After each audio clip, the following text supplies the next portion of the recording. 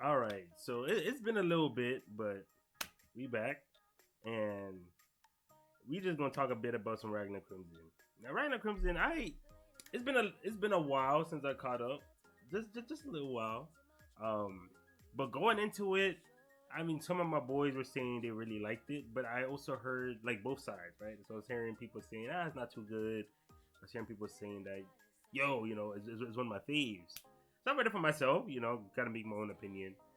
And like the title says, I do think the series is worth it. Now, I definitely get why people would say what they say about Ragna, because the premise of the series, in my opinion, is not too special. It's very like, if you have read a decent amount of stories, you will come across the ones where it's like humanity versus like unknown non-humans, whether they want to do like ghouls, devils, demons, evil spirits, yada yada. So, um, yeah. So that premise again, very common, but it's more so how you do it, because who doesn't like a good like team humanity story, right? All humans band together to fight out the ops, fight out the outsiders. It's fire. So yeah, so when I saw the premise, I'm like, okay, I wasn't expecting too much, but I was just hoping that, of course, the everything else would be pretty good. And then so I'm entering the story, and then I mean the first chapter is a little trippy in terms of like trying to understand how that happened. I won't get too into it, but even till now, we didn't really get a proper explanation, but we don't really need one, and we're probably gonna get at the end anyway.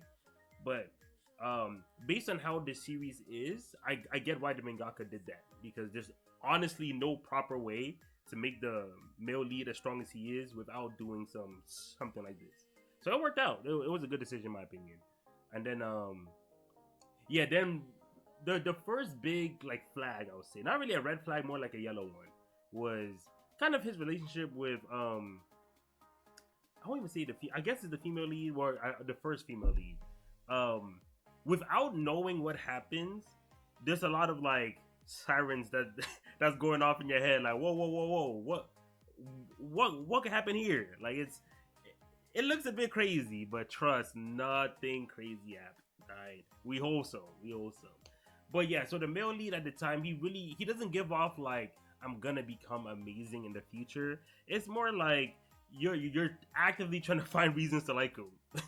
Not saying that he's hateable, but it's kind of like you're just unsure if this is a main character you're gonna end up loving. Hope, thankfully, that is what happened though. That is what happened. But luckily, that doesn't last too long though. Within a few chapters, we kind of stop all that.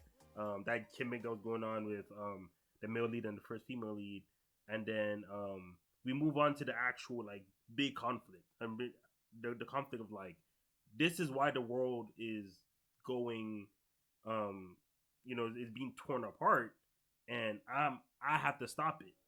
So after they kind of handle that, the male lead ends up going on his own adventure, and then he links up with, man, I don't even know what to call them. Not really an anti. It's like the second lead. I can't really say male, female. They're kind of androgynous in a way. But uh, they should be the bad guy, but they're also part of the main cast too. So it's one of those stories. And then so it's like the good male lead and then the bad male lead team up to like save the world. That kind of. Oh my god, bro. So yeah, so when we reach that point, the the bad male lead, um, I'll just call him that. The bad male lead, he or they, um, they're very evil, right? They're very evil. And one thing I do like that what Kobayashi did, that's Mingaka, he doesn't water down how evil okay, how do you say name, Crimson, the second male lead, or the bad male lead, Crimson. He doesn't water down how evil Crimson is. Crimson is a diabolical and evil ass nigga. Like that. That's just the heinous things he does. Is it could even make you throw up. I won't even lie. It's very bad, very very bad. And him being a main character is insane, because at least for a good amount of the story, he was the stronger party within the group, or he at least called the shots. So his way of doing things, like for example, let's say is a very risky operation that saves everybody, or a guaranteed operation that would slaughter 90% of the people. The Crimson will always take the 90%. I mean, the one that killed 90% of the people, he will always take that one because he's guaranteed to win. Like, why? Like, in his head, is like, why not take the guaranteed answer? Like, all I have to do is just pick this and I win. Naturally, I will pick it. Like, that's how his mind state works. Whereas, of course, Ragna, he has a bit more sympathy and empathy. He's just like, yeah, we would win if we do this, but what about the 90% of people that die? Like, I would rather put myself at a disadvantage to save people than just like protect myself, but like end up letting 90% of people die. So there was that ideological conflict for a while, and then I wasn't too sure how I would like this series because Crimson took,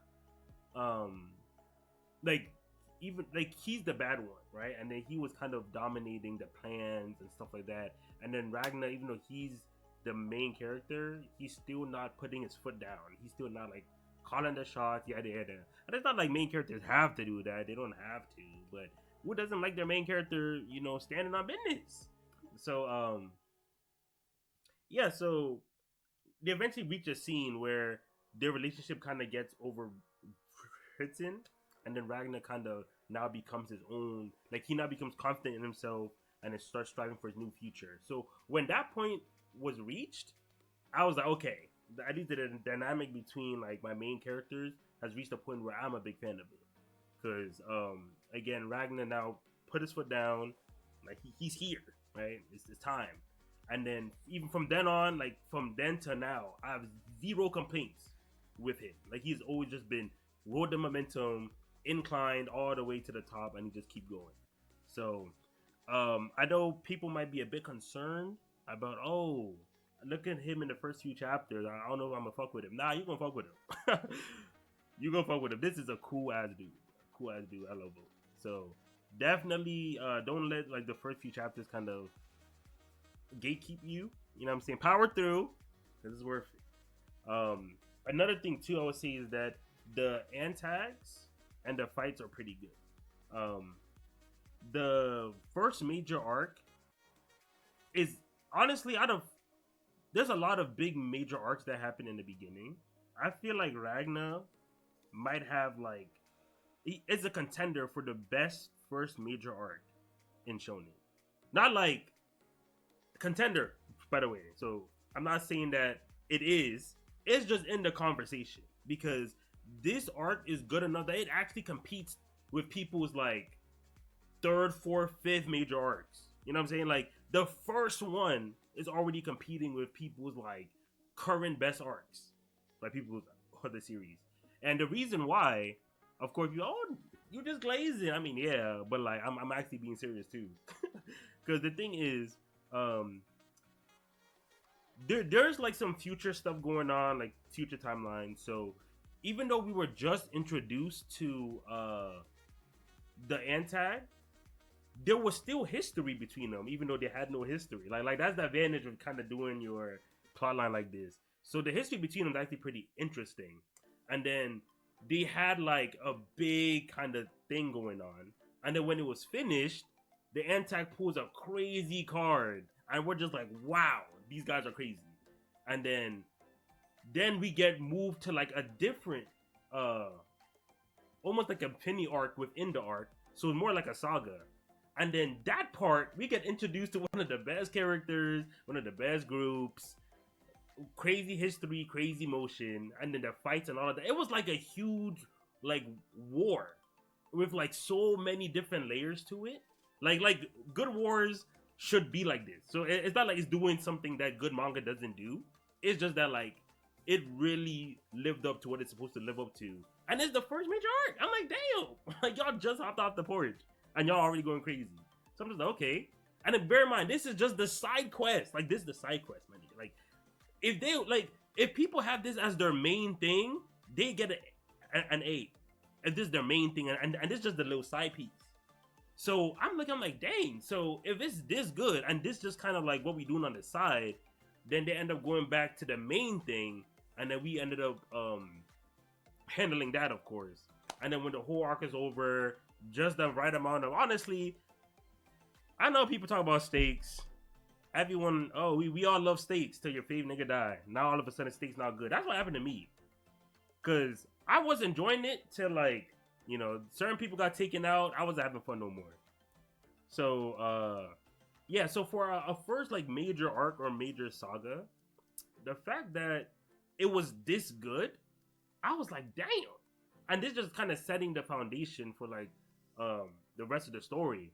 So yeah, I was very surprised. That thing is definitely an arc that even if you don't end up, even if you catch up and you end up not liking the series, just experiencing that I think is good. Just as a shonen fan, manga fan, or whatever, because this is something you can easily bring up, whether as a reference, as a baseline, just to be like, okay, even though I may not have liked this story, I can still at least talk about this arc or use this arc to judge other arcs and stuff like that. At least on what to do, what to expect, yada yada yada. So yeah, Antax, and yeah, I didn't even bring up the relationship between the Antax too, especially in that. I don't want to get too into it, but fantastic. Antax got one of the best dynamics in the story, and like I always like when a lot of heart is poured into like some of the antagonists, because they're gonna lose anyway. You might as well give them something. Like if they're gonna lose, give them a little gas, but give them a little glaze. Like, hey, we know you're gonna die. You have to die. You find, I guess, the main character, but I might at least give you, potentially top 5 character arc, top 3 backstory. Give them something. They won't be here long. Might as well. So yeah, he really helped out with that.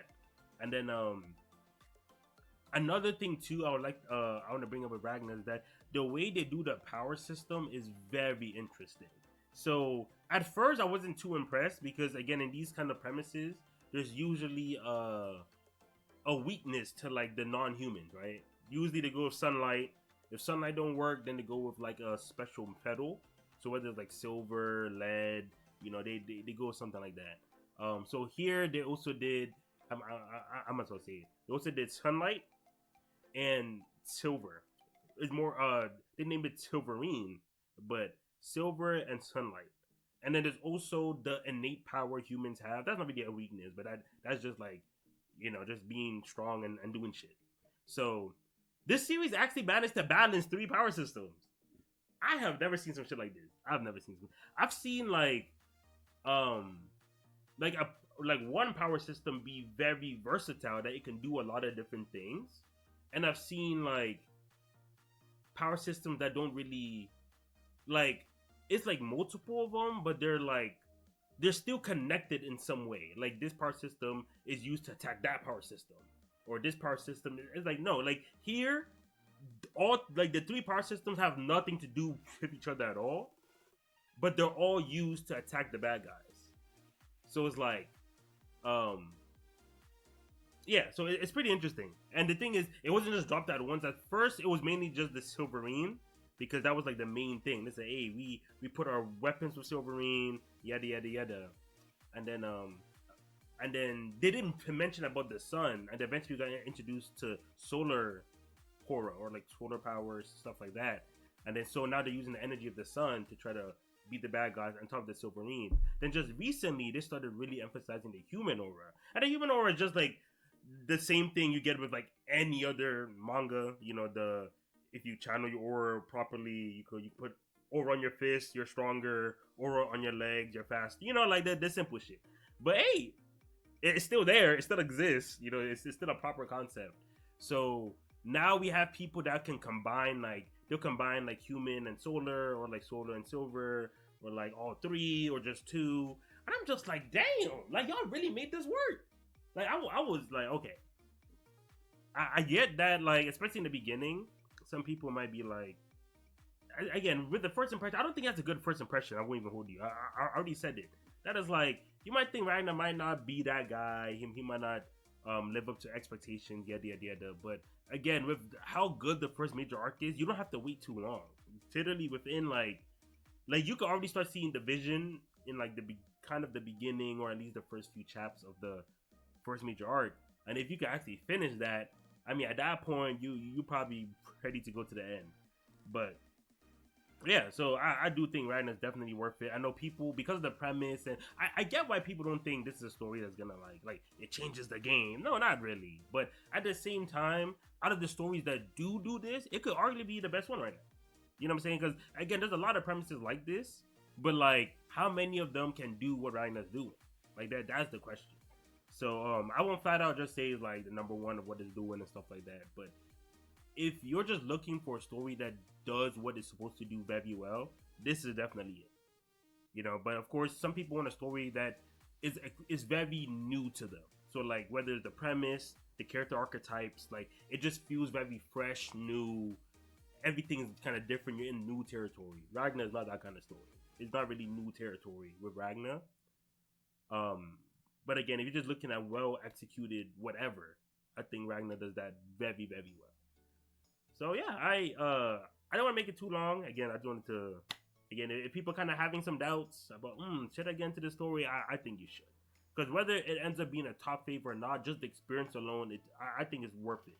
Because now you have a good reference or a good baseline. When you read another shonen, you can be like, okay, in Ragna, they kind of handle the process from like this. They handle the antics like this. They handle the war like this.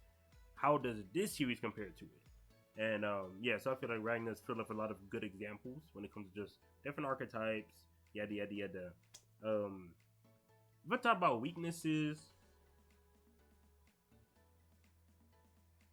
hmm, there's nothing that really stands out in terms of weakness. I'd say just the beginning, honestly. The beginning is like his biggest weakness. I'll just say, um, it doesn't. It makes it hard to kind of predict how good the series will be, and it can turn off a few people or a decent amount of people depending on how they are. But in terms of like just how the story is written, um, yeah, I wouldn't say because again, it's based on the premise, so I can't just be like, oh, the premise isn't the, like it's not Ragnar's fault that a lot of people like this premise or a lot of people write this premise. It's not Kobayashi's fault, bro. He's just doing this the story he want to do. If other niggas trying to is if you know other people like doing it too, hey, that's their business. But yeah, outside the beginning, again, I'm trying to think. The comedy is good too. I like the comedy. Uh, Nah, because again, Anti's good, main cast good. Um, I would say okay, maybe that certain characters don't stay too long. That might be it. That's sort of like our duo. That the characters don't stay too long. But some people, that's a plus. Like for some sick motherfuckers, bro. Like that's a plus. They want everybody there, bro. Um, but I would say they're also very good at making a characters making a good first impression, and and again, a lot of the villains they hoop in a way that like they make sure people die or they make sure people are dead, and they don't fall into a lot of the holes. I mean, the main character Halo is gonna make the villain mess up eventually, but it's not as easy as I usually see in other series. So, um, yeah, Ragnar again, worth the read. If y'all were hesitating, y'all said, I don't know. Just it don't even take that long to get good. Just power through the first few chapters. Power through. And if you like the first few chapters, shit, that might be the series for you, bro. That's how you know if you're gonna like it or not. If you could, if you really fuck with the first few chapters, because it just gets better. And then even the current arc right now is very good.